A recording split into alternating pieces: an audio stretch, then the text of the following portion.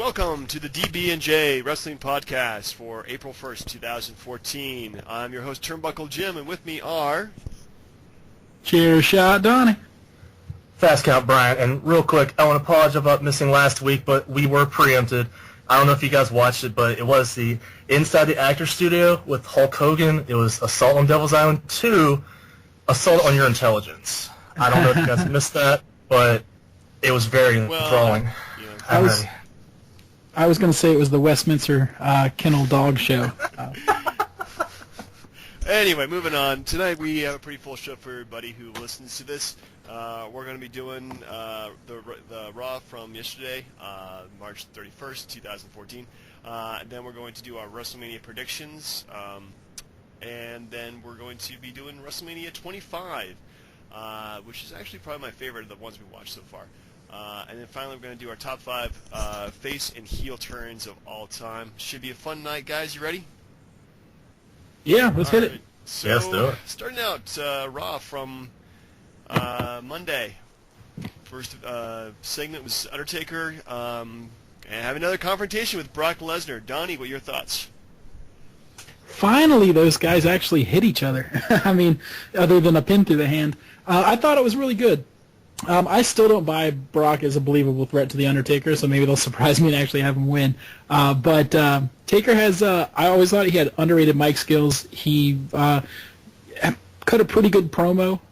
He did actually hint at the streak ending one day, which I thought was pretty notable, probably the most notable thing about that segment. And overall, I thought it was well executed. It was a good way to start Raw, too. Brian? Yeah, I mean, I agree with what Donnie said. It's one thing for Brock, he's just not believable to me. We'll get to the predictions later, but, you want to see the match. Win or lose, however it's going to play out. I just want to see these guys finally get in the ring and make it happen. So all the segment did for me was just, okay, good, they're done. Let's see what happens on Sunday. Yeah, well, definitely I like the match. I think it's going to be pretty awesome. They have done a really weak job of bringing up The Undertaker, looking weak against Brock Lesnar. Brock Lesnar doesn't look like to be in the same league as Undertaker. So they did the F5 this past week. So we'll see how it goes. And I'm actually rooting for Brock Lesnar to break the streak for a change. So we'll see. Next up we have Big E versus Alberto Del Rio. What'd you think of that match, Brian? I mean, it just seemed like they're just getting like I said, the whole point of the show is just getting everybody ready for WrestleMania, and if I'm not mistaken, Big E's fighting Dolph Ziggler for the title at WrestleMania now. Is that? I didn't see. Is that happening? I thought Big E was just going to be in the 30-man participating medal battle royal. Well, I guess I'll have to look into that because I saw on they had a main event where it had Ziggler winning the #1 contender shot against him, and then he said, "I'm going to WrestleMania." So I'm not sure. Yeah, well, that could be. Yeah, but I mean, just two solid guys. I can't wait to see what they do in the Battle Royal, and that's all I had. Yep, Donnie? Yeah, I was happy that Alberto Del Rio got the win. I think it was a much-needed victory over somebody that's a pretty established force right now in Big E. So it was, I think it was a good pickup for Del Rio, and we'll see how this Battle Royal goes. I'm not sure. I don't think Del Rio has a shot. They may decide to. I think Big E at least has a good showing in the Battle Royal. And I like both of these guys as mid-card talent. Yeah, actually, kind of surprised me how much this show was building up the Battle Royal. I kind of wish they had more than just, here's the trophy, congratulations, kind of meant. I mean, I think the person who wins the trophy, if it's going to be anybody but Big Show, is going to be getting a pretty good singles push. But they should put something else in it, too. They have the chance to challenge anybody for any belts. I think that'd be kind of cool. Give it some kind of a gimmick. As opposed to just 30 men and some memory of Andre the Giant. So, all right, moving to the next segment, we have Summer Rae versus Natalya. Skip? Yeah, I didn't watch it. Brian, skipping it? Okay? Nah. All right. Yes. All right. Next we have Authority and their little segment saying goodbye to the Yes Movement. What'd you think of this, Brian? It honestly just seemed like overkill. As much as Stephanie has done a really good job lately, and she's been great. Her and Triple H have done a fantastic job with this. I get it. They think he's a B+ talent. They think we're all sheep, pretty much. Honestly, I just get tired of saying the same things over and over again. That's just me. Yeah, well, I'd be kind of glad to see after WrestleMania, hopefully the whole gimmick will not change, but at least we'll move on to something else. Donnie, what'd you think of the segment? I actually really liked the segment. I was kind of sneered when they buried Fandango there, but then they built him up to say that he's a B plus, maybe A talent, and the fans just sort of forgot him. That's kind of booking too. I mean, we can't put that all on the fans. However, as much heel heat as they were garnering, they're really not that wrong. I kind of found myself sort of agreeing with them. However, because I thought about Dolph Ziggler lost his push after he was over crazy. Nobody cares about Zack Ryder anymore. Yeah. So when I start replaying these names, I'm like, they're not really wrong. However, they really played the heel thing effectively, and I'm genuinely curious as to how they're going to pull WrestleMania off. I think there's a swerve in there somewhere, but I'm ready for it. I love this. Yeah, well, it'll be interesting to see, and it definitely gave us more looking for, not for, of course, the Triple H Dan O'Brien match, and then the later three-man match is going to happen. I hope it's going to be the WrestleMania main event, so definitely built it up, so hopefully it'll live up to its hype. All right, moving on, we have the Usos and Los Matadores versus Curtis Axel, Ryback, and the Real Americans. I thought this was pretty decent. The beginning was just terrible, but the ending was just pretty fun, except for the freaking Los Matadores winning via pinfall. I just hate those guys. Donnie, what'd you think? Yeah, I'm not a huge fan of the Matadores, but man, this actually was the surprise match of the night. I found myself way more into it than I should have been, because when I saw it, I was like, oh, this match is going to be over in probably 2 minutes, and it actually wasn't. Like, it was really watchable. Yeah, they did it without time, which is pretty good. Yeah, and I really liked it. It was a big surprise. I mean, the Usos looked strong. I could care less about the Matadores. Who are the Matadores? Like, are they somebody? Is there? It's like Primo or something? Yeah, Primo and Epico. Yeah. Oh, learned something new. Okay. But otherwise, these are all guys that are going to be in the big match, I think. Are the Matadores? No, they're actually going to be. These are all going to be in the tag team turmoil yeah, match. they're all going to be whatever tag team it is. turmoil, which is if they pull it off well, it's going to be great. Okay. Yeah, I think, and I picked. I won't get into that, but we'll yeah, get to that in a second. This looked good. Yeah. All right, Brian, what you think? I could have gone without Los Matadores. Los Matadores, our most hated tag team of all time right now. Yeah, it's just the whole gimmick's lame. It seems just like putting Christian in the Elimination Chamber. You just need to stick somebody in the match. Yeah. Kind of thing. I mean, just call it what it is. But and no disrespect to Christian, of course. I mean, it was a good. I mean, I liked it. It's just considering they haven't really done a lot. It just seemed like hey, this match is going on. You need to put some time into these guys, so you're actually genuinely interested when the match comes on at WrestleMania, and you're not using it for a concession bathroom break. Yeah. Well, I'm kind of curious to put those guys in there instead of say like a Cody Rhodes and Goldust, or even like the Old Age Outlaws. So it's just interesting that we throw them in the mix too. But maybe they want to have it more of a high flying kind of event. We'll see. All right, moving on. Speaking of the devil, Cody Rhodes and Goldust versus Damien Sandow and Fandango. Brian, thoughts? To be honest, guys, I went to the bathroom during this one. I apologize. If it was good, I'm sorry I missed it. Donnie? Yeah, I zoned out. It wasn't. These guys are capable of better, but it was just maybe because the 4-on-4 match was kind of big. Yeah. This seemed small in comparison, but it's weird because they don't put their main players on right before WrestleMania, so these are just mid-card talent trying to showcase themselves, and this one kind of not a lot of chemistry there. Yeah, I don't know what they're doing with Cody Rhodes and Goldust versus Fandango. They really haven't moved out the storyline or anything like that with it, so the whole thing is just kind of bizarre to me. And Damien Sandow, these are all four guys who had a pretty good 2013, and just something happened. All their momentum stopped. Cody Rhodes and Goldust lost the belts to the New Age Outlaws. Their momentum stopped. Damien Sandow loses his Money in the Bank match or Money in the Bank cashing in match to John Cena. His momentum just dies. Fandango, people stop chanting his stupid entrance music, and his momentum dies. But they're all still around there, and maybe he'll get pushes next after WrestleMania. So the Sandow D push was sad because I mean, okay, and it's not just because I'm a Cena hater, but whatever. That match with him and Cena, like I wanted Sandow to win so bad, but then you realize that, considering the world title went away the next month, like they weren't just gonna let him fight Randy Orton like that. No, and it's kind of sad too because Damien Sandow I think would have been a great world heavyweight champion. So we'll see what they do with the belts. See what they do with these guys. Next is Bray Wyatt destroying R-Truth, another person whose momentum really died once he stopped becoming insane and started. I don't know what the heck happened to this guy. I thought it was good, and it was actually not good, but the ending was great with John Cena. Donnie, your thoughts? Yeah, this match was all about the end. Man, it's so crazy about R-Truth. Like, do you remember just a couple years ago now, he was main eventing, was it Capital Combat or whatever that was? Yeah. Capital Punishment. Capital Punishment, that's right. And it was, man, how the mighty have fallen. I really don't know what he did, but yeah, maybe he's about to be future endeavored after WrestleMania in the yearly cut. Yeah. Well, maybe he should take up smoking again. Maybe that would help him out. Possibly, or Little Jimmy can come back. Yeah, Little Jimmy. Where was Little Jimmy? He called the buzzards. I will transfer that over to Brian because that was a great quote, and I think he's up.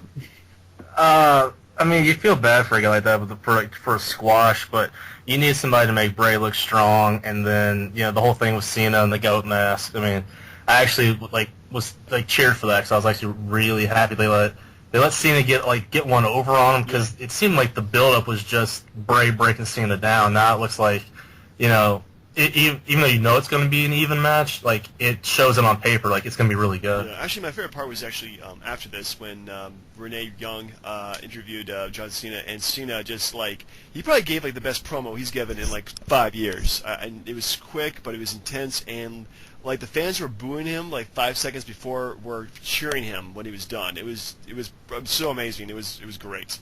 Did you guys catch that? No.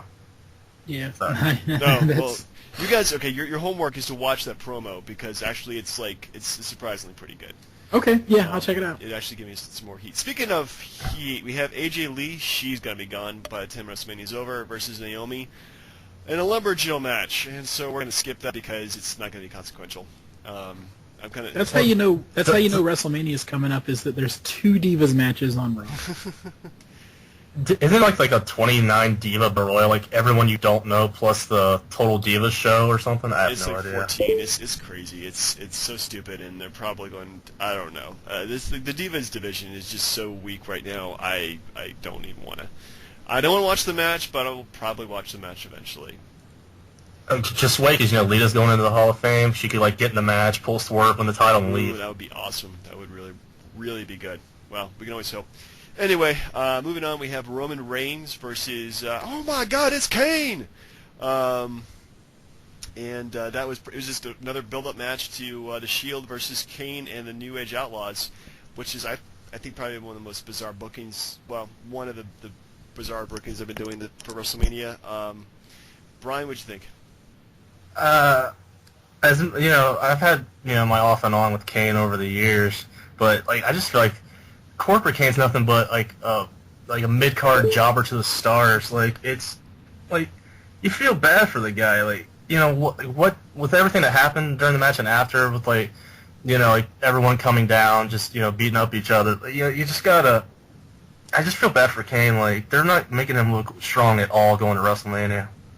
Just in my eyes. Donnie, thoughts? Yeah, this whole feud kind of seems thrown together at the last minute. Yeah. I really don't like it. It's kind of hitting a sour note for me. We'll see what happens with it. I think it's probably going to be the curtain jerk of WrestleMania this year. With that pre-show being that Fatal 4-Way Tag Team match, I think this will be the one that opens it up. And I expect a big spot by Seth Rollins, just like last night. I think that's a preview of things to come. I hope the Shield just carries this match into something respectable because it's got a real chance to be a stinker. It does, but hopefully everybody will rise to the top. And it is WrestleMania, so things have happened. All right, next up we have Piper's Pit segment, which is pretty much just another promo for the 30-man Battle Royal that's going to be on the card. I kind of like the segment, but I think they could have done a better job with it. it pretty much just disintegrated into a brawl. Everybody ran out and started fighting each other. Donnie, what'd you think? Yeah, Rey Mysterio finally got a pop. Like, I was like, whoa, holy crap, the crowd is into it. I mean, Piper did an okay job. He was hardly in it. Like, it just sort of served as a, I guess, as a field for everybody to show up. And that was disappointing because I think Piper's pit segments are always really, like, must-see TV. But this one was just Piper saying a couple things and then saying, hey, wait a minute, stop interrupting me, or whatever Really? it was he kept saying over and over. Yeah, really, yeah, exactly. But I thought it was really well pulled off. Big Show's the guy to beat, and actually, I don't know that that's going to serve him well. But I really liked the segment. It was good to see so many guys that don't get a lot of screen time on there. I mean, we saw Darren Young, we saw Drew McIntyre, we saw Ziggler and Ryder. So we'll see where this goes. But I liked it. What do you think, Brian? I agree with Donnie. To be fair, Piper's Pit hasn't been good since, I don't know if you guys remember when he brought Mr. America out there that one time. That was like about 12 years ago, dude. So kind of. Well, that's what I'm saying. Like, I hate to predate myself on that one, but like that's the once that happened. Like every time he's come on, it's just been like a filler. I mean, you remember when he had Stone Cold on at WrestleMania 21? I mean, but to me, like, I mean, it's not as there wasn't a whole lot of substance to it. Like I said, just getting everybody out there, get the brawl going, get everybody juiced up for the Battle Royal. So I'm okay with it. Yeah. All right, so next up we have the big Batista versus Randy Orton match that ended. It was no disqualification, but they didn't even end the match. With of course Daniel Bryan returning, beating the crap out of everybody. Donnie, what'd you think of it? I think this match just goes to show that I'm so glad they're adding either Triple H to Daniel Bryan to this match, because those guys don't have much chemistry. Like, no matter what they do. I like Orton's they're trying to go with like Orton getting his edge back. And I'm not really sure what Batista was up to last night. Like, I mean, he was trying to get face pops with the Georgetown jersey earlier, and then he's just kind of there. And I mean, the spear was cool, Yeah. I mean, but then Daniel Bryan just kind of beat Triple H like a government mule, to quote Jim Ross, and I was just kind of. It was interesting to see Raw go off the air with Bryan standing tall. Yeah. And I don't know what that means heading into WrestleMania. So we'll see. I didn't like the match, but I like the story, if that makes any sense. Yeah. Could you believe that their original idea for WrestleMania was to have Batista versus Randy Orton? I mean, honestly, what were they thinking? It's just. Can I add something? I don't think that it was. I think Daniel Bryan was going to be added all along. It's just CM Punk quitting kind of forced him into Triple H's lap. Yeah. Well, I mean, they really did kind of understand that, hey, this is our most over guy in years. We really need to get him back, or get people back into the main event, because they just shat all over Batista's return, which was well-deserved, because the guy, he has no intensity, and it's kind of sad, actually, seeing him in the ring like that. Brian, what are your thoughts? I agree with everything you guys said. Like, Daniel Bryan coming in, he needed to get that over, because if the last image you had of him was getting beat up by Triple H with handcuffs on, I mean, it might have started a little better because they would have had that doubt as to, like, can he pull it off? But, I mean, clearly it shows that he's the one that's over, and if he's not in the main event, it's going to be an outrage. Yeah. But, yeah, and like I said, it had to have been a triple threat the whole time, because Orton, I've never seen a champ look this weak going into WrestleMania in a long time. Yeah, it's been a while. And then Batista sucks the air out of the arena every time he gets in there. So I'm done with both of those guys. All right, so we're done with Raw. I give it, surprisingly enough, I give it a C+.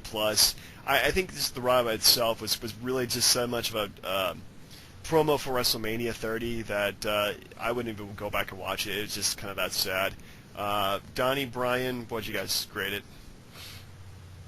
Anytime that the Usos and the Matadores versus Ryback, Axel, Cesaro, and Swagger is the match of the night, kind of a disappointing Raw. That said, I I was entertained, if that makes any sense, like despite all of that. Yeah. And I'm ready for WrestleMania. I give it a C+ as well. I think that's as generous as I can be. Okay, Brian.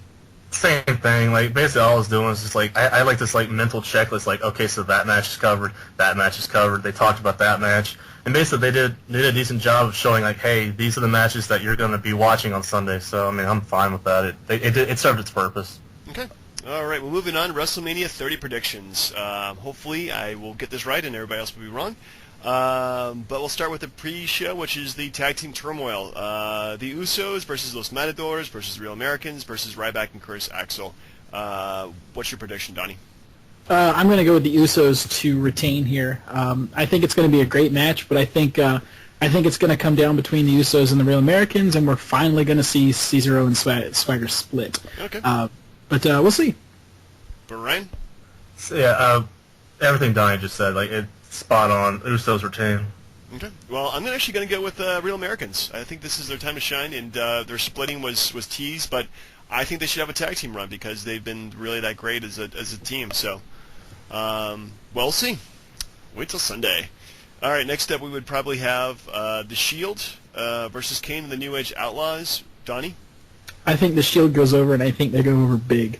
I expect an amazing spot by Seth Rollins. I don't know what it's going to be, but I think that's going to be awesome. I don't think the Shield's going to break up. I just think this is going to be not quite a squash match, but as close as it can be for WrestleMania. And this will be the last hurrah, I think, for Road Dogg and Billy Gunn. This is their last WrestleMania, most likely. And it could even be Kane's. I don't know. But I think it's going to be one-sided, and the Shield comes looking strong. Brian? I actually am going the opposite way. Kane and the Outlaws are going over on this one because it just seems too one-sided for there not to be some kind of like screw job or like because they put the Shield being happy, love, all that crap lately. But would it surprise anybody if one of them turned on the other two? It wouldn't surprise me. And this is the spot where it happens. Like one of them will turn, screw the other two, join up with the Authority, and Kane and the Outlaws win. It's just too one-sided for there not to be something like that to happen. All right, well, I'm going to predict that the Shield win. They have a big celebration, and then the next night, Roman Reigns, actually Dean Ambrose and Seth Rollins turn on Roman Reigns, forming them as a tag team, and Roman Reigns goes on his own separate way. That's what I'm predicting. We'll never know. Actually, we will on Sunday. Never mind. Hey, question. Dean Ambrose has a belt, right? I can't remember what it was. He hasn't defended it in a long time. I think it's a North American title. I think that might be. I think it might be a North American title. The WCW TV title, maybe? I don't remember. They really need cruiserweight title. I thought it was a hardcore championship. I don't know. European? It could be. It could be the women's championship too at this point. So that's about defended as much as the U.S. title is defended. Okay, so next up we do have to make some kind of prediction for the Vicky Guerrero Divas Championship Invitational. That doesn't even like spell out tit or anything like that. That's just sad. Oh man, no Terry Invitational tournament. Huh? So you're right there, Donnie? That's not me. Right there, Brian? Yeah. Okay. So it sounds like some kind of crazy scratching, like you're just banging something. Anyway, so Donnie, you go. What do you pick? I predict that my bathroom will probably be clean and it'll be fun. I really don't. I don't even know who's in this match. Emma. Let's go with Emma. Let's say not? Emma wins. All right, go Emma. And yep. Brian. If it's not Tamina, it's one of the Bellas, and other than that, if AJ comes out, then she's never going to lose at this point. My prediction is that I will get a beer and come back, and Emma will probably win. Let's just go with her. Just get it done with. Yes.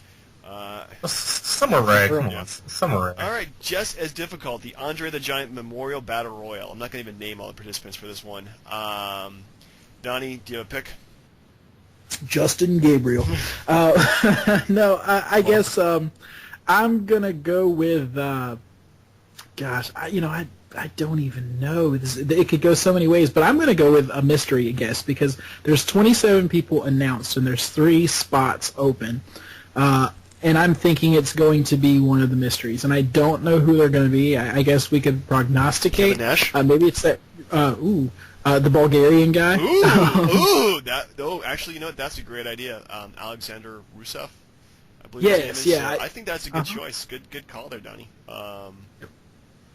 Brian? He's my pick. Right. So much for Fandango, man. Honestly, if it's not Big Show, it's for me. I'm just gonna go Dolph Ziggler because you root for the guy. I want him to turn things around. Yeah. So Ziggler it is. I'll go with the Alexander Rusev. I think that's actually a good pick, even though he's not listed. You know, why the hell not? So it's not like our predictions really matter anyway. All right. Hey, just wait. Hogan will come back. He'll slam the 700-pound Big Show, and then he'll win the whole thing. Yeah, that would totally happen. Anyway, so John Cena versus Bray Wyatt. Donnie?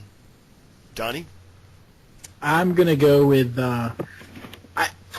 I think everybody expects Bray Wyatt to win, so I'm gonna go with Cena. I think Cena. I don't think it's gonna be a Super Cena moment, but I do think he's gonna get the victory, and it's gonna be a really good match actually. Because Bray Wyatt is incredibly stiff, and John Cena usually brings his A game when people are being really rough on him. So I think Cena wins barely, and this is a really good match. This is my call for a possible surprise match of the night. Brian? See, I want Bray Wyatt to win, but I gotta tell you, if history serves anything, Cena will win the match, and then they'll give Bray Wyatt either the win the next night on Raw or the win at Extreme Rules and just pass it on, and then for this feud never happened. Yeah. But honestly, I do think Cena's gonna win because I mean they booked it like Wyatt's just gonna dominate, but I feel like Cena's just gonna pull it off with his 5 moves of doom. Well, I predict that John Cena also will win too. Probably because Bray Wyatt hasn't been that established yet, and even though he's been pretty much unstoppable on pay-per-view, I think he's lost like maybe once. This could probably be his one chance to actually lose in a singles match, which I don't think I've seen before. I think, honestly, John Cena, this would be a good time to turn him heel. Just saying. Never gonna happen. All right, next up we have The Undertaker versus Brock Lesnar. Donnie? I'm going to go with Undertaker to continue the streak, but I think this match is going to be brutal. I think Undertaker wins. Brian? Yeah, I mean, if the match was the main event, like the last one of the night, I'd put a little doubt into it, but it's Taker all the way. Yeah. Well, I'm actually going to go different and say that Brock Lesnar surprisingly wins, ends the streak, Undertaker retires, and then Brock Lesnar goes on to face whoever wins the championship. See, I have a hard time with that because, like, if you just look at something like you saw last year where Brock couldn't beat Triple H, so you couldn't beat a guy who lost to Undertaker 2 times in a row at WrestleMania. Like, to me, like they didn't make Brock look strong enough. I don't think. Yeah. Anyway, so next up would be Daniel Bryan versus Triple H. Donnie? I'm actually going to go with Triple H. I think that they're going to do it, and I think it's going to be Triple H by DQ or count out or some kind of screw job. And I'll talk about what else I think is going to happen when we get to the main event. But I do think Triple H actually wins this one. Brian? If Triple H wins, I swear to you, like there will be a riot, like a considerable, serious riot. Like this is the time, like that. All the screw jobs and burials be damned. This is the time where he rises over Triple H, gets in the main event, beats the windbag and the Viper. Daniel Bryan does it all. All right. Well, I'm actually going to go by they're actually going to follow what the fans want and have Daniel Bryan win, but I think they're really going to have some kind of ending where it could be either Daniel Bryan wins or there's like a double DQ, double count out, and both Daniel Bryan and Triple H, since they didn't really lose, they got promoted to the main event. It becomes a 4-way match. That's what I'm thinking. But Donnie, what's your prediction for what's going to be a crazy ending to Raw? On the Raw, but WrestleMania. I think that Triple H and Orton and Batista are going to be in there, and I think Hogan's music's going to hit. And as host, he's going to put Daniel Bryan in there because Daniel Bryan gets screwed out of the match from Triple H. It's going to end, like a dusty finish, to quote my EWR friends. So we're going to have a fatal 4-way. I agree with you, James, and then I think Daniel Bryan ends up on top. But I think Hogan's going to be the one to make that big decision, and Yeah, I mean, Daniel Bryan will still come out on top despite being screwed by Triple H in the match before that. But what if like Hogan has a senile moment and confuses Daniel Bryan with say CM Punk? That would be awesome. That would be even better, actually. Brian? Man, you guys listed a lot of really good options, but if it's a fatal four-way, that's just like too many people trying to gang up on Daniel Bryan, to be honest with you. I just see it the way it is. Triple H loses to Daniel Bryan. Daniel Bryan goes in. Triple H may try to interfere in the main event, but I just see Daniel Bryan just doing it the normal way and winning the whole thing at the end, and the fans go home happy. Well, that'll be a good prediction. So I'm going to go with what I originally said. It's a four-way match. It's going to be crazy. It's going to be fun. Batista is going to lose all his stamina within the first 3 minutes. My prediction is that Daniel Bryan makes Randy Orton tap out and wins the titles. So, what match do you think is going to be first on the card? I think, Do you think they'll open with Triple H and Daniel Bryan? That's No. probably the smart man would have that. So consider this probably like a 4-hour card. I would actually go with that. I think they'll lead off with the Battle Royal. To me, like Triple H and Bryan would be like more of a mid-card match. That way, you'd have a little more suspense. Like the guy's really beat up, and then like 30 minutes later, he's got to come out for the main event, that kind of thing.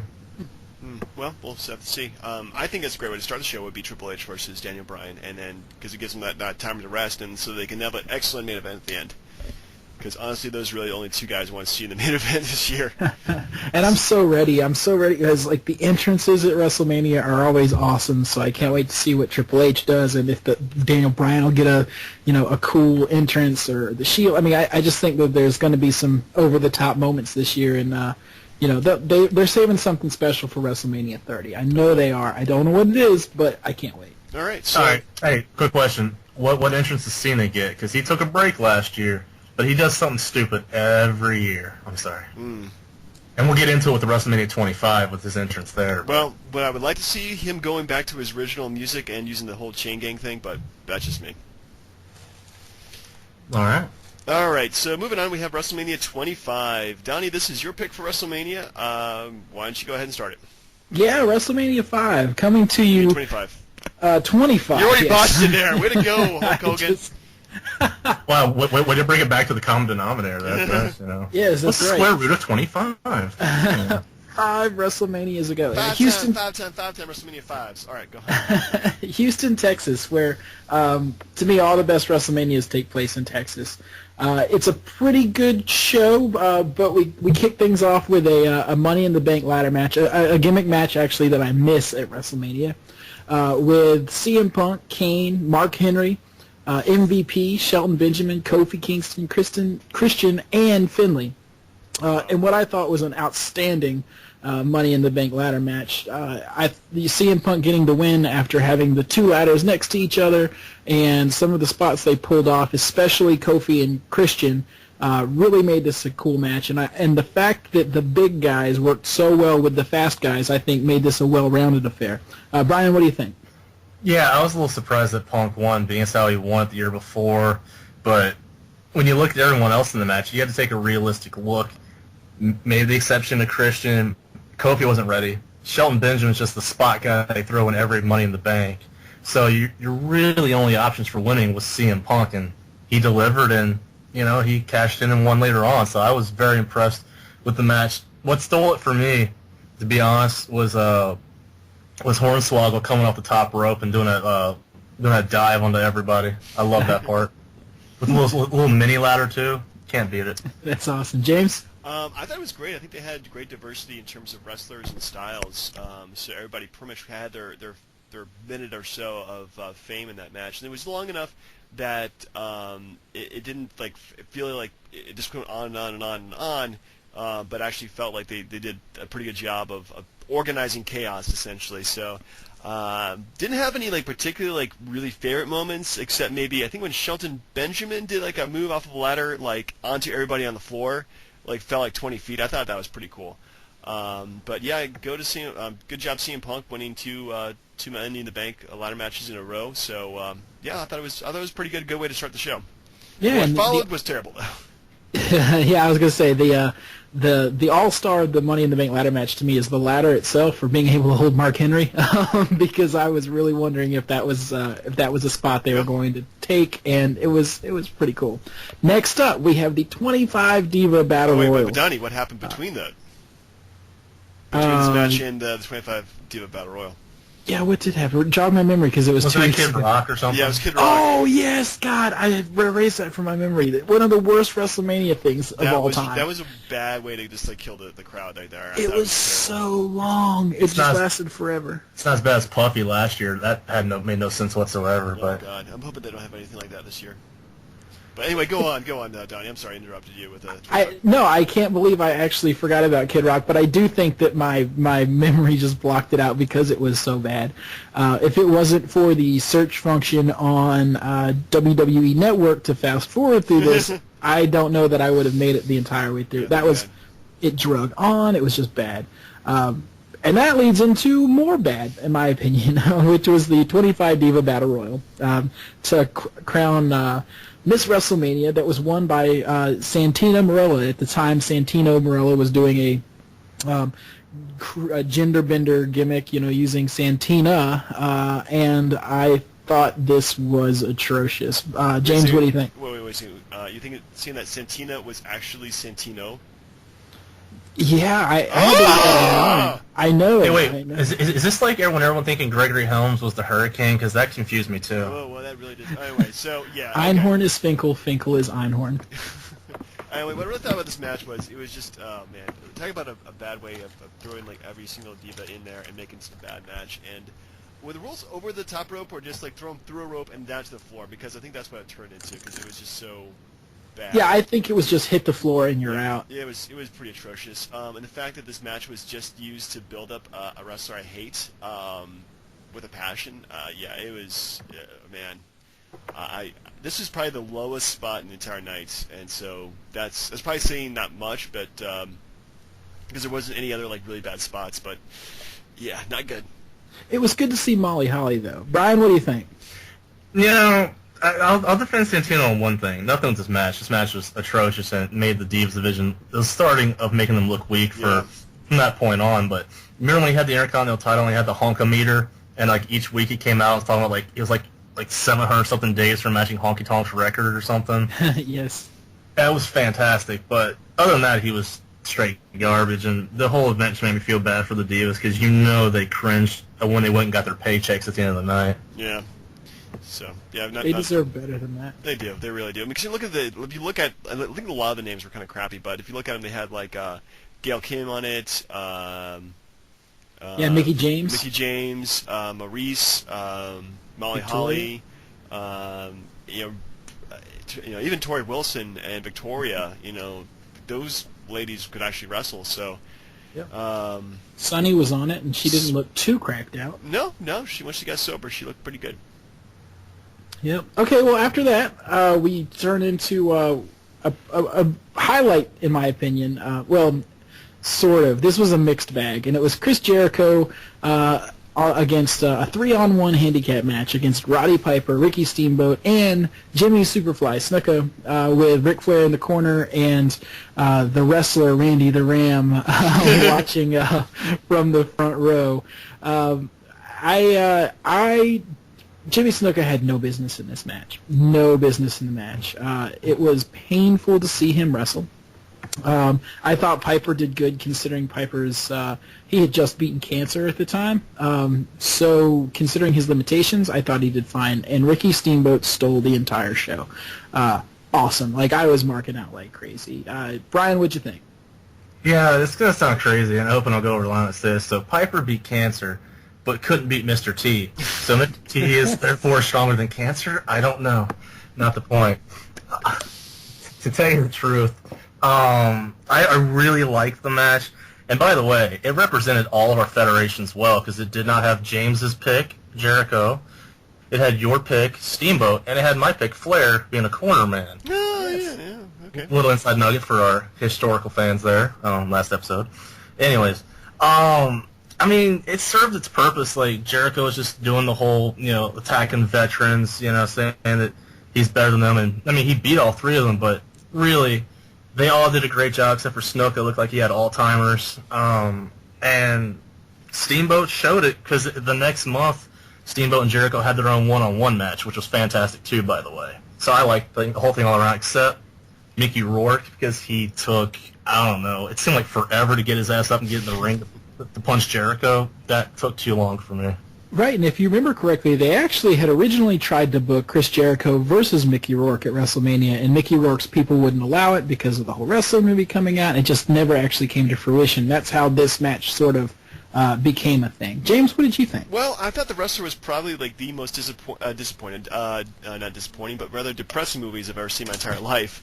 And it really is kind of like the antithesis for professional wrestling. So the fact that they kind of use that kind of cross-promotion with this was kind of weird.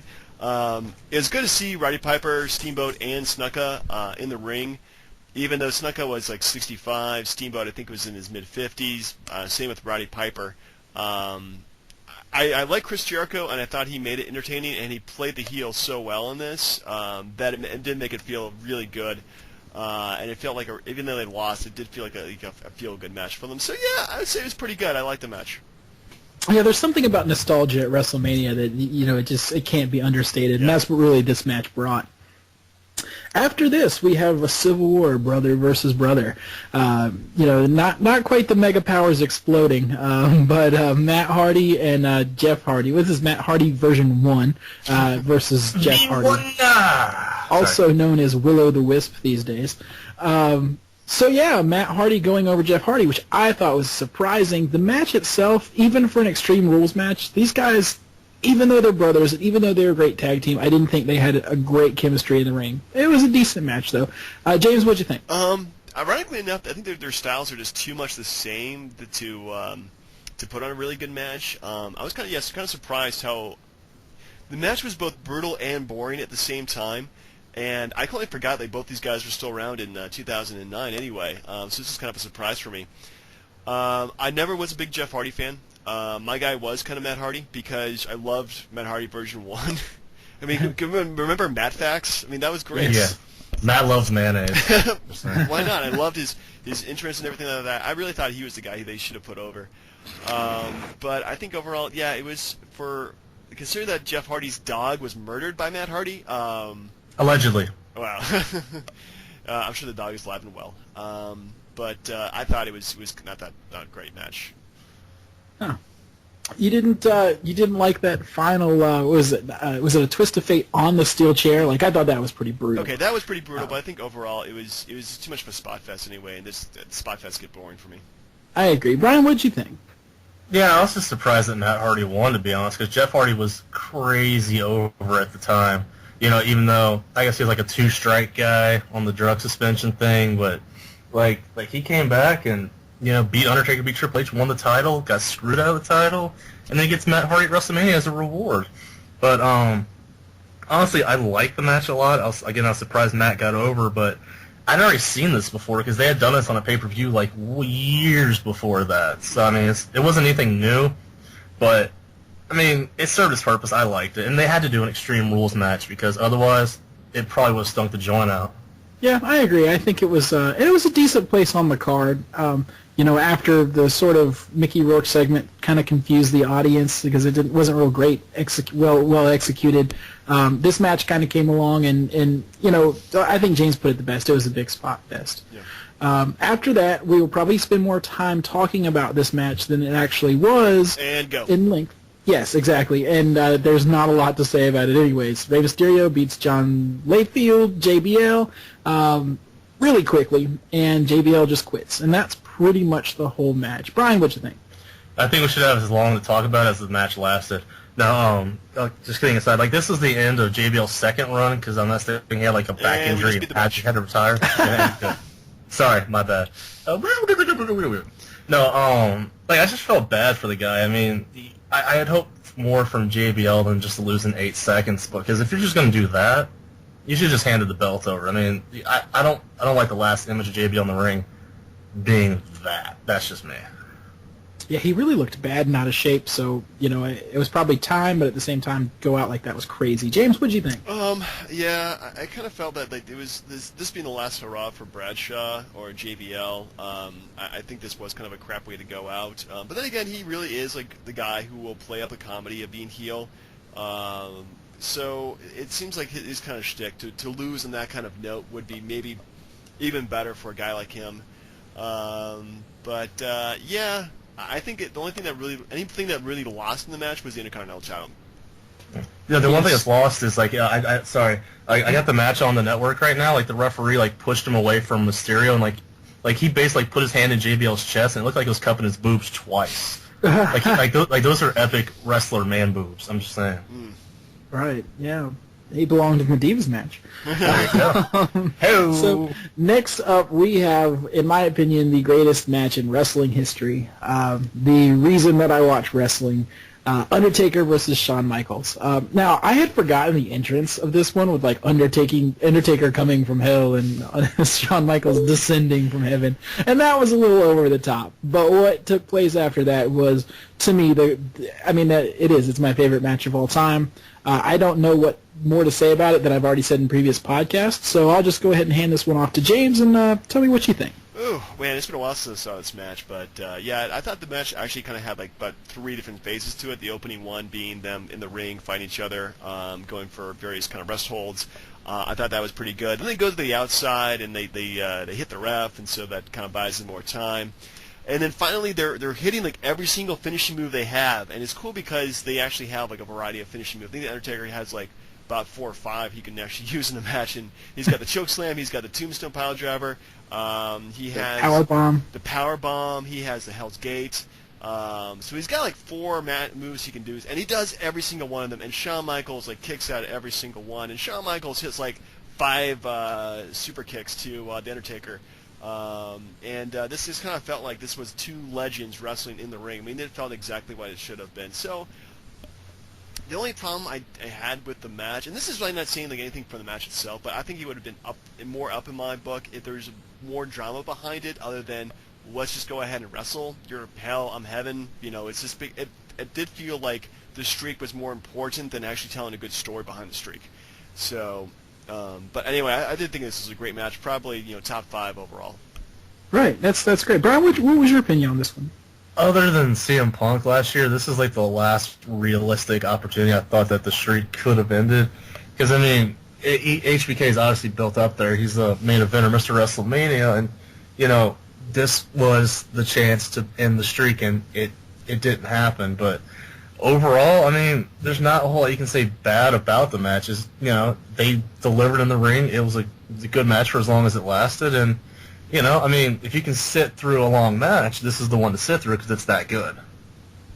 Yeah, I definitely agree. I think that was... yeah, it's over half an hour long, and I was entertained the entire time, so that says a lot. Yeah, and I like James pointing out that it was pretty much like a 3-act play. You had a beginning, you had a established middle, and then an amazing climax. So that's an astute observation. Next we have, Vicky Guerrero coming out with Chavo for Edge and Big Show and John Cena. I was taken out of this match mainly because of what we had seen before. Even though it wasn't that bad, Edge being the champion, losing to John Cena when he becomes Super Cena at the end, it's a formulaic sort of thing, but I guess at the time it wasn't too formulaic. I thought the feat of strength of, the multiple attitude adjustments of, Big Show and Edge, on top of each other, I thought that was a pretty cool touch. But overall, it suffered from just kind of the wind being knocked out of the building from the previous match. Brian, what'd you think? Man. It has nothing to do with Edge losing, although that never made me happy. It was just a horrible, horrible gimmick from the get-go. First off, putting Edge and Vicky Guerrero was just... It was good as a heel thing, but just disgusting to think and look at. Yeah. And it wasn't very believable. That, after so long... Yeah, and then what, Big Show was her lover too? Give me a break. That was just gross too, seeing Big Show and Vicky make out on camera. Too much. That whole thing just stunk out the joint, and to save the match, you had to put Cena in there, and then you knew who was going to win. The match, like I just didn't care for the match at all because you knew from the beginning Cena was going to win, and the angle just stunk the joint out. I hated it. From I hate this match. I'm done. I can't do it. Yeah, it did kind of bring the show down a little bit. James, what was your opinion? Well, I think anytime that Brian is upset at a match because John Cena wins, I'm very happy about that. But actually, in the nostalgia, looking back on it, because I haven't watched it since it originally came out 5 years ago, totally forgot the crappy angle. But besides the crappy angle, I thought they did a phenomenal job between all three of them because they made the Big Show look big and menacing, and they kept on trying to take him out. Edge and John Cena would team up against the Big Show, or the Big Show and Edge would team up against John Cena, and I think they played the triple threat match great. But if the storyline was better, I think this would have been a much more well-received match. Just kind of a crappy place in the card between the stopping match and the main event. So. Yeah, it was really in an awkward position, and I do want to say that Edge and John Cena is actually one of my favorite rivalries for both of those guys. Throwing Big Show in was cool, but really John Cena versus Edge. Everybody says that CM Punk is the Joker to John Cena's Batman, but I actually never thought that. I always thought John Cena and Edge had classic matches for both of them. It's hard to say John Cena has had too many classic matches, if you're a hater, but you can't deny that him and Edge had incredible chemistry. So that did serve this match well. Edge was the one that helped put Cena over more than anybody else. Absolutely. And by the way, if you guys ever get the time, like one of my favorite matches of all time is the one happens at the next pay-per-view, Backlash, where Cena and Edge fight in a last man standing match. It's a freaking amazing match. We'll have to look at that someday. Now, finally, we have Triple H defeating Randy Orton for the WWE Championship. It's now the stipulation for this was that Triple H, if he was disqualified or counted out or brought his equalizing sledgehammer to the ring, then Orton would have won. It was really long, and I was kind of tired by this time this match came along, and I thought the stipulation took the wind out of it. James, what'd you think? I kind of noticed a trend here of Triple H actually being in the main event and winning it. Like that was the last WrestleMania we did too. Was 18 where you took on Jericho. Consider the fact that Randy Orton is probably not my favorite wrestler of all time. I think at this point he was doing really good with his whole legacy gimmick because I thought those guys were brutal. And he actually had a pretty good rivalry with Triple H and made it completely personal. So I think the storyline there was pretty good. And surprisingly enough, watching this match, I'm entertained. Triple H is a face. He doesn't really captivate me that well, but I thought he did a pretty good job of being that frustrated champion and actually going there and beating Randy Orton. I thought what they had, it was pretty good. Okay, Brian, what was your thoughts? I thought Triple H's ego was running rampant in this match. Just call it for what it is. He had a bunch of years in a row where he didn't win a WrestleMania, which, if you look back, he actually hadn't won a WrestleMania since 19 against Booker T, so put that under your cap for that one. But the fact that Randy Orton was doing so well with that gimmick about not being able to control his anger and, handcuffing Triple H, kissing Stephanie, and then giving her a DDT, or I think it was the other way around, but they had built him up so well to have Triple H win the match was just absurd. Because if you remember, again, the next pay-per-view, he lost the title in a 6-man tag team match, if somebody else got disqualified. For me, if you're going to build Orton up like that, and I guess even though he's fighting the McMahons in their WrestleMania legacy, you put Orton over because they had fought so much. I didn't care to see Triple H win. I just thought his ego was rampant. Plus, and James mentioned, the last two pay-per-views we've reviewed are reviews with Triple H being in the main event at a pay-per-view where that match should not have been the main event. Mm-hmm. And the next year, they tried to make up for it by putting Shawn Michaels and Undertaker in the main event, but that should have been the main event of this pay-per-view. Yeah. Yeah, I think the build-up for this match was actually better than the match itself, because if you remember correctly, it was Randy Orton, actually, in my opinion, this was kind of his best, where he punted Shane, and he punted Vince, and he attacked Stephanie, and then they had the whole angle at, the house, where, was it Triple H showed up at Orton's house, or maybe it was vice versa. It was a really cool, build-up to the match, and I just don't think that the payoff was really as good as it could have been, but I also think it fell victim to what we've seen in each of the WrestleManias that we have reviewed so far, whether it's 7 with Hogan and Sergeant Slaughter, which was a bad match, but it was totally outshined by that earlier match with Savage and Warrior.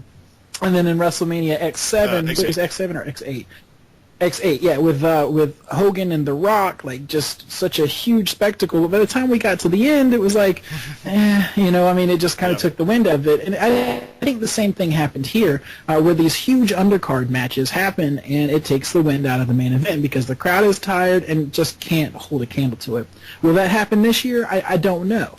But I certainly think that that's interesting that of the 3 that we picked, they all kind of had that common thread of an undercard match stealing the show and maybe taking some of the wind out of the sail of the main event. Final thoughts on our 3 WrestleMania, reviews here that we've gone through? I think that this one and the 19 were both pretty good. It's been a while since I've seen them both, and I have fun watching them again. I'm glad I got a chance to. But I would give this WrestleMania probably a solid A. I thought it was pretty decent. Good. Brian? Just for Cena beating Edge, it's a B-. I mean, B+, sorry, excuse me. That minus is too harsh. Without, the Undertaker, Shawn Michaels match, fantastic. One of the best matches I've ever seen, and that stole the show, but that Cena Edge Big Show thing just stunk the joint out for me. What was your final letter grade? Oh, B+. Oh, B+, that's right. I'm sorry about that. Yep. Okay, and then my final letter grade, I'm actually going to give it an A as well. I think this is probably in my top 5 favorite WrestleManias. I loved the Money in the Bank match. I loved the Nostalgia Chris Jericho match. I loved the Undertaker Shawn Michaels. And then even the final 2 matches, even though they were kind of a down note, they really weren't that bad. And had Undertaker and Shawn Michaels not fought on that card, I think actually those 2 matches would go down as probably better in retrospect. So yeah, I think this was a solid WrestleMania, and I liked it a lot. I guess now we're going to transition over to our list, right, James? We have the top 5 heel or face turns of all time. So I kind of, it was my idea for this list, so I'm going to go ahead and start it. And I kind of went with there's really kind of 2 ways to turn somebody. There's a gradual way, which is very soft, and it is kind of eventually the point where they become the heel or face, the villain or the hero. Or there's a really hard turn where it just happens in the middle of nowhere, or not middle of nowhere, but out of nowhere, and just takes everybody by shock. So I kind of have a good combination of both of them, but I try to win for the most part, just like the sudden turns. So, but no particular order. I went with my number 5 is Vince McMahon turns heel after the Montreal Screwjob. Because this was a huge game changer. Not only was he perceived as being the evil head of the WWF at the time, in terms of fictional terms, he was also seen in real life as being that evil boss. By screwing over Brett, and so he just really kind of took those lemons and turned into some money-making lemonade. And I think that for a good 2 years, Vince McMahon as being the evil boss just dominated wrestling, and I thought that was great. And this is where it pretty much begins. Very cool. I like that. Donnie, what was your number 5?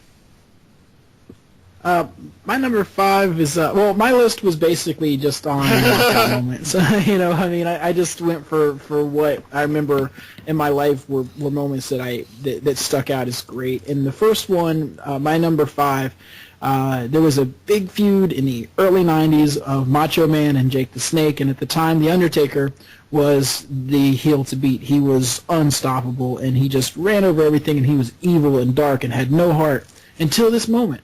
This was Undertaker's very first face turn.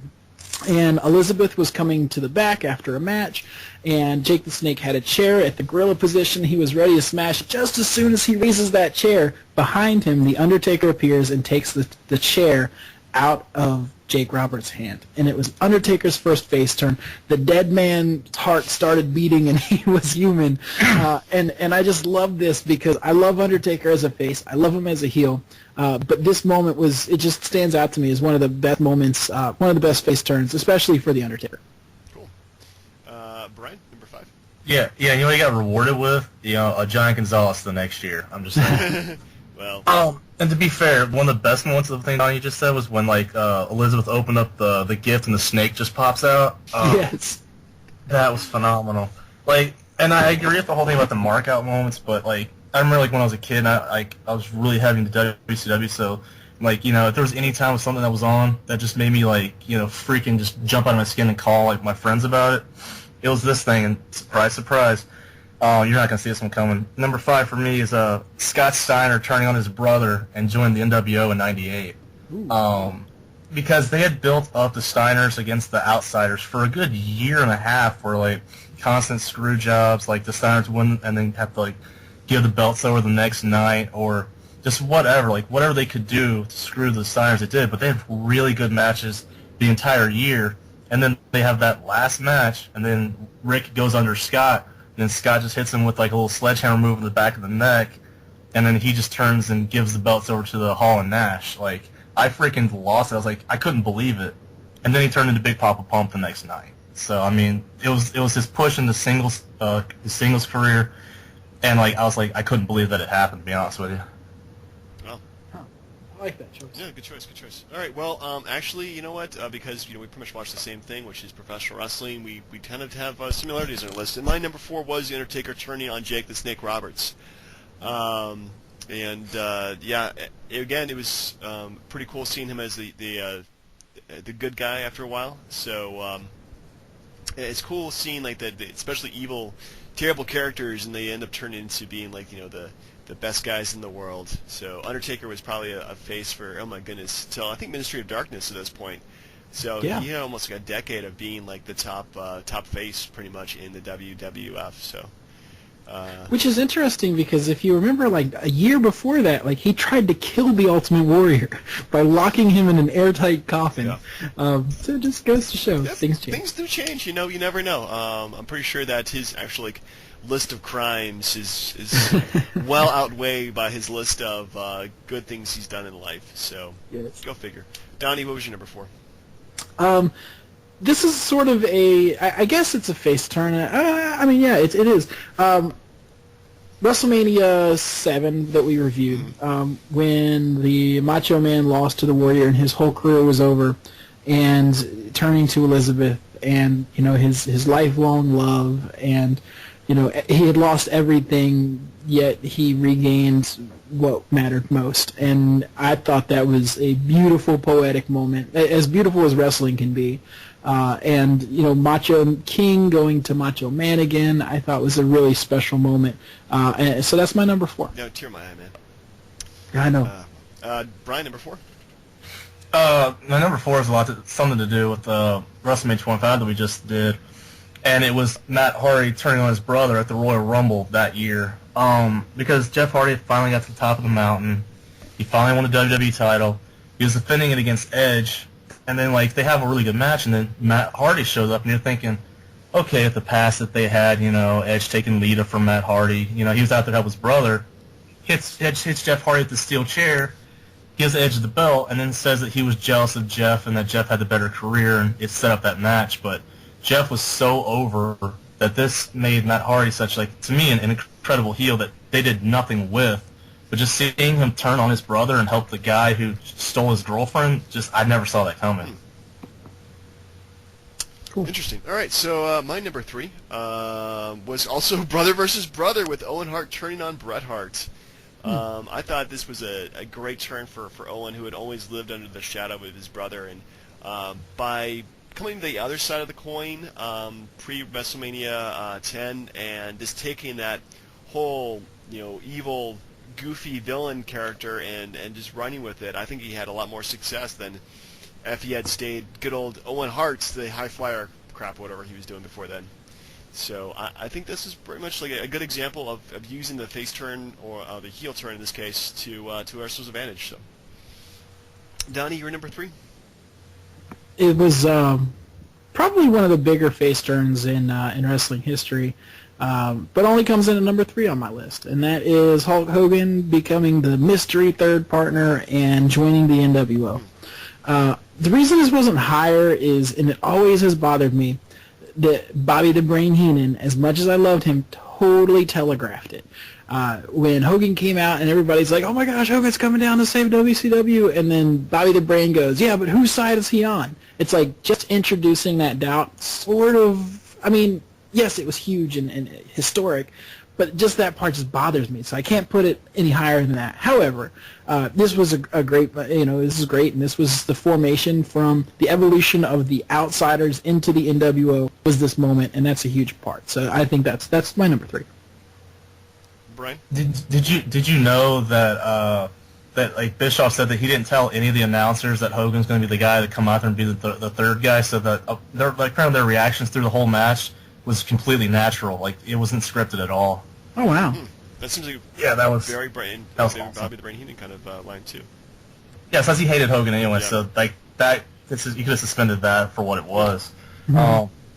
My number 3, I don't know if you guys remember this, but it was 2002 during Triple H's little face movement or face pop turn, whatever you want to call it.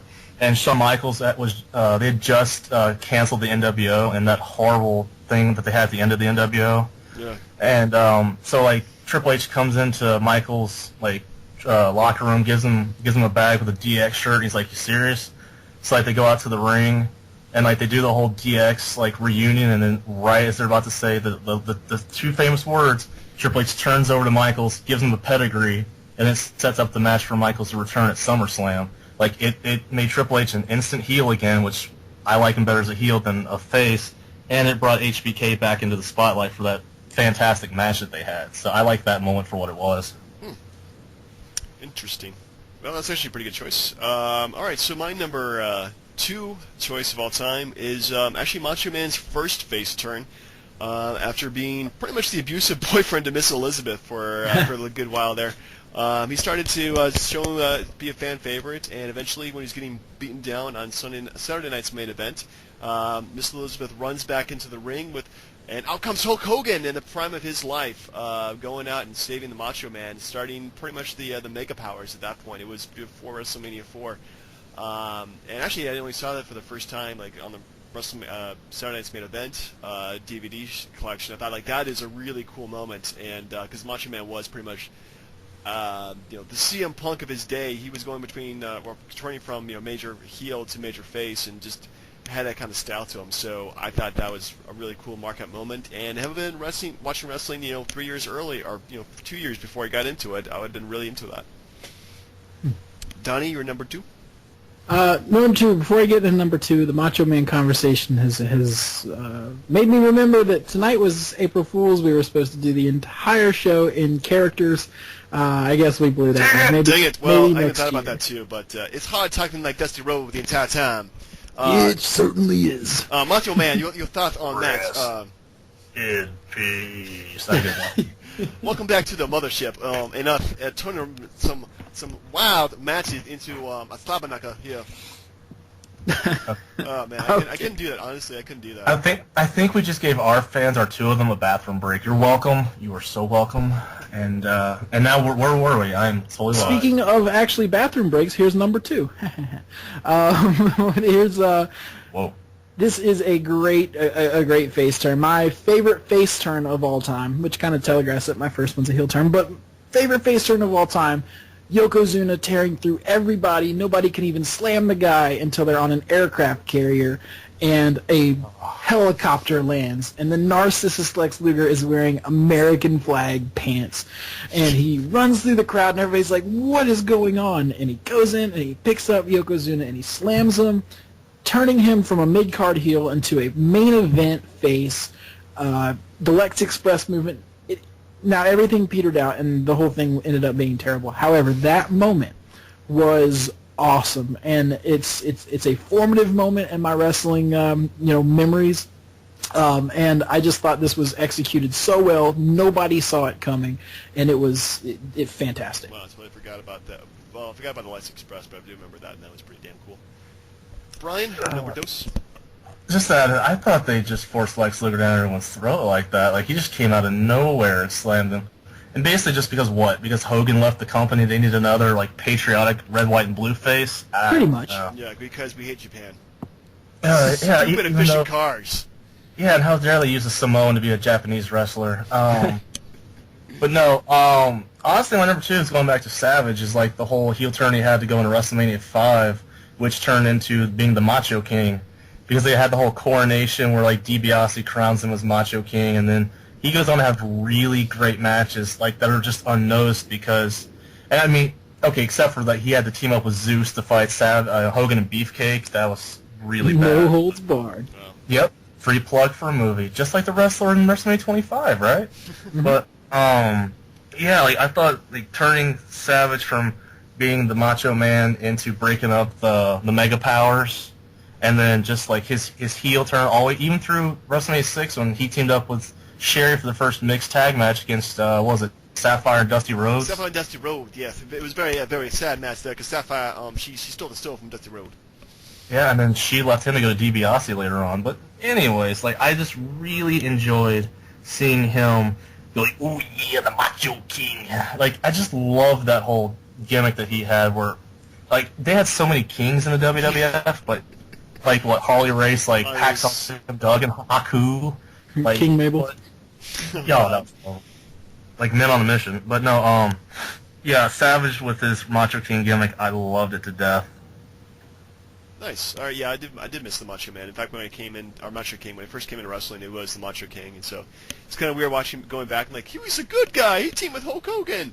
Yeah, now I'm just like, remember when Macho Man used to hit people with a scepter, just like on the face and just shattered it? It was great. Hit him with my scepter, yeah.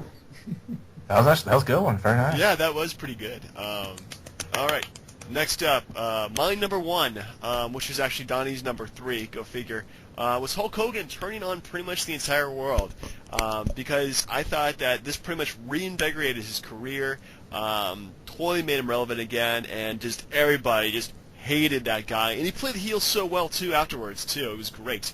Because pretty much he was just doing what he was doing in real life, just being a jackass who never gave up the world title. So I think that just that moment, he just comes out and just legs drop Macho Man in the middle of the ring. It always comes back to Macho Man for some reason. I don't know why. It does, yeah. It does. Oh yeah, betrayed by Hogan. Yeah, and the fact that he was pretty much the biggest face of all time, and it just goes off and does something dastardly. Now that was one of the things that turned me back into wrestling back in like '97 or so. Seeing like Hulk Hogan's a bad guy now, like this is fascinating. So definitely number 1 in my opinion. I mean, you really can't. I don't think you can see anything any bigger than that in terms of betrayal. Donnie, what was your number 1? Yeah, and now that I think about Hogan back then, he was really stale before that. Oh yeah, he was, yeah. Pasta Mania and all that crap. Versus the Dungeon of Doom. I mean, come on. Yeah, so I probably undervalued that, and now that I'm thinking about it, probably should have been higher. However, my number 1 is to me the heel turn that all heel turns are measured against, and that is the barbershop window. Shawn Michaels kicking Marty Jannetty through the barbershop window, and it's just man, that is an eternal moment. It's HBK had a huge long career, yet when you think of like the top moments of HBK, the barbershop window always seems to come up.